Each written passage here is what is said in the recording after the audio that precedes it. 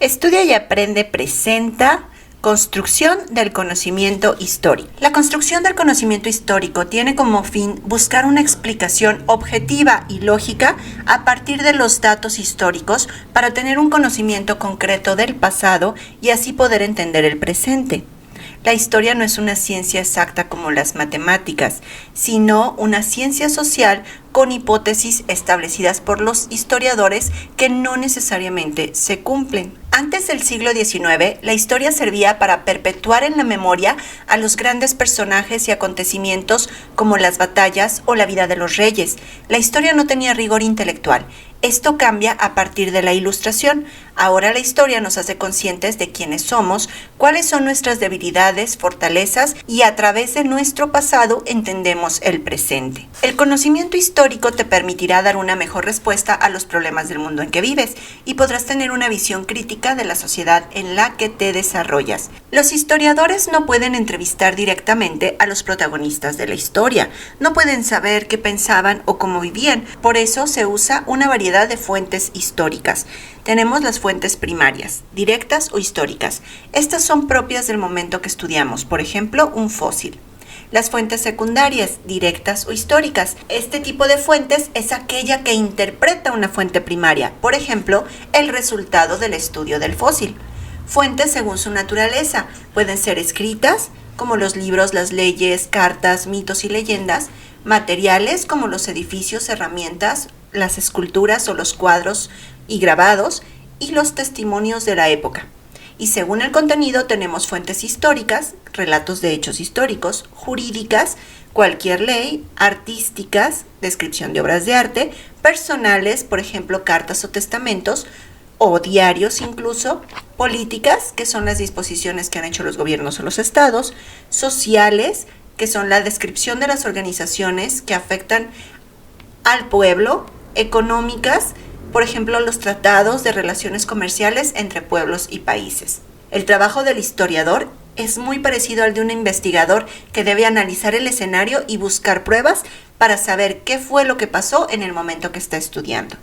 Hace 4.000 años aproximadamente apareció la escritura y las fuentes escritas se convirtieron en lo más importante para conocer lo sucedido, pero no son pruebas objetivas porque responden a la intención de la persona que las escribió. Suelen decir que la historia la escriben los ganadores. Por ejemplo, en una guerra, la historia que cuenta el ganador puede ser muy diferente a la historia que vivió el pueblo que resultó perdedor. Para ser objetivo, los historiadores deben analizar y comparar las fuentes. La historia se divide en varias edades para poder estudiarla. Tenemos la prehistoria, que inicia desde el origen del hombre. La prehistoria va hasta la aparición de la escritura 4.000 años antes de Cristo. Después tenemos la Edad Antigua, que inicia con la aparición de la escritura hasta la caída del Imperio Romano de Occidente. La Edad Media, que comprende desde la caída del Imperio Romano de Occidente hasta la caída del Imperio Romano de Oriente. La Edad Moderna, que va de la caída del Imperio Romano de Oriente hasta 1789, cuando se lleva a cabo la Revolución Francesa, y la Edad Contemporánea, que inicia con la Revolución Francesa en 1789 y continúa hasta nuestros días. Como puedes notar, las edades históricas abarcan muchísimo tiempo. Es normal que haya lagunas en nuestro conocimiento de la historia y otras situaciones que principalmente tenemos una visión eurocentrista. Esto significa que fueron los europeos los que se han encargado de establecer las bases para estudiar la historia y siempre se centran en la civilización occidental. Por lo tanto, no se toma en cuenta lo que pasó en África, Asia, América o Australia. Por eso se estudia la colonización desde el punto de vista europeo.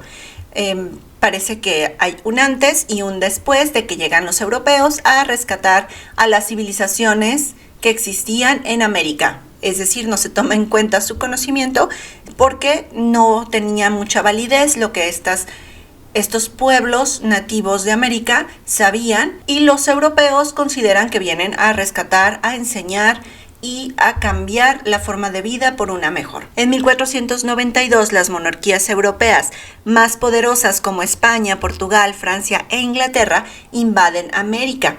Esta colonización se caracterizó por un genocidio sangriento, pues los colonos europeos no llegaron en son de paz, estaban decididos a obtener territorios nuevos y sometieron a los pueblos nativos. Se estima que hubo un total de 70 millones de muertos en la invasión del continente americano. América se repartió entre las principales potencias europeas, más o menos de la siguiente forma. La colonia española, que fue la más extensa de todas, ocupó la mayoría del territorio actual hispanoamericano, incluyendo parte del Caribe y de las Antillas. Se formaron 4 grandes virreinatos: el de la Nueva España, el Virreinato del Perú, el Virreinato de Nueva Galicia y el Virreinato del Río de la Plata. La colonia portuguesa se estableció en lo que hoy es Brasil. La colonia británica se establece en Norteamérica, en franca competencia con los franceses. Después de vencer a Francia en la Guerra de los 7 Años, los ingleses asumieron el control total del territorio del continente norteamericano y también tuvieron influencia en las Antillas y en el Caribe.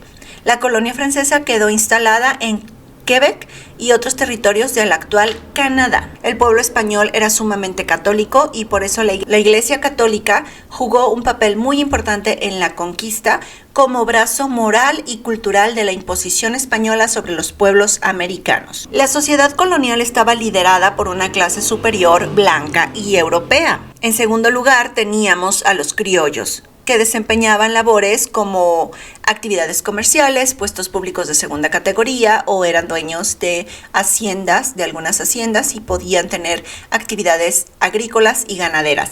Y por último tenemos a los indígenas, que principalmente eran la servidumbre, además de todos los esclavos negros, mulatos y zambos encargados de las labores mineras, agrícolas y mano de obra. Estas desigualdades fueron clave para sembrar la semilla de la rebelión libertadora. Si nos dedicamos a estudiar la historia de México, tenemos la época prehispánica, que comprende del periodo 1300 antes de nuestra era al año 1492 de nuestra era. Tengo un video sobre las zonas culturales de Mesoamérica y ahí te hablo de los olmecas, aztecas, mayas, zapotecas, mixtecas y toltecas, que fueron las culturas más avanzadas. Después tenemos la época de la conquista y de la colonia, que va de 1492 a 1810. En toda esta época fuimos gobernados y sometidos por el Imperio Español. Después viene la independencia, que inicia el 16 de septiembre de 1810 y termina en 1821. La vida independiente fue el primer periodo del México independiente de 1821 a 1854. En este periodo se consolidó a México, aunque había muchas deficiencias y problemas, y hubo una guerra con Estados Unidos de América en la que se perdió casi la mitad del territorio. Viene enseguida la etapa de los gobiernos liberales, que va de 1854 a 1875. En esta temporada tenemos la Guerra de Reforma, el corto tiempo del imperio de Maximiliano de Habsburgo y la restauración de la República. Después viene el Porfiriato, que va de 1877 a 1910. En la época en la que el general Porfirio Díaz gobernó de manera absoluta el país como presidente de la República. Luego viene la Revolución Mexicana de 1910 a 1940, porque durante todos estos años, aunque parecía que ya se había acabado la revolución, en general seguían estableciéndose cambios y las bases que buscaban la justicia social. Después tenemos el México contemporáneo. Desde 1941 hasta el año 2000 estuvimos gobernados por un partido único, el PRI. O sea, era prácticamente otra dictadura, aunque era la dictadura conocida como la dictadura perfecta, porque aparentemente había cambio en la presidencia, aunque las bases del partido pues eran el mismo partido. En el año 2000 hubo un cambio político, pierde el PRI, gana el PAN durante 2 sexenios y después regresa el PRI y actualmente pues gobierna Morena. En todo este tiempo hemos tenido problemas de corrupción, narcotráfico, impunidad e inseguridad y ningún partido las ha resuelto. Espero que esta información te haya sido útil. Si es así, no olvides compartir este video con tus amigos porque ellos también necesitan hacer la tarea. Suscríbete al canal, dale me gusta, comparte y muchas gracias. Nos vemos hasta el próximo video.